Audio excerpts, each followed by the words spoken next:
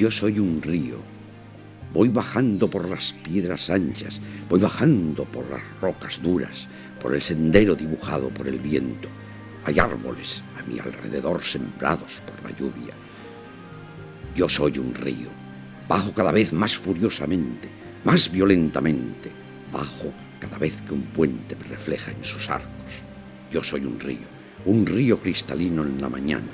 A veces soy tierno y bondadoso.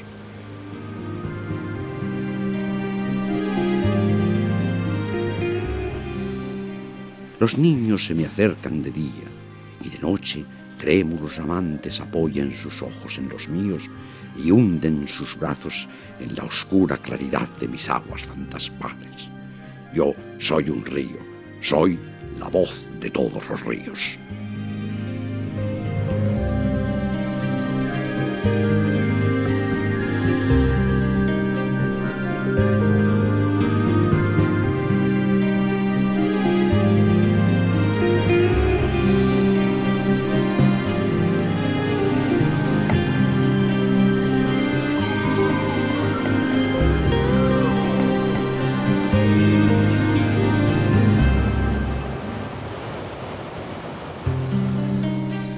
Tenemos tanto que contar.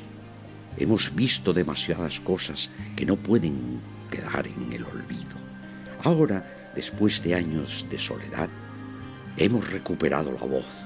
Hasta nuestras orillas ha llegado un coleccionista de historias, un hombre que se acerca al agua con la intención de escuchar, de mirar más allá de su propio beneficio. Su afán es conocernos, su inquietud va más allá de la aventura. Su afán es el reencuentro.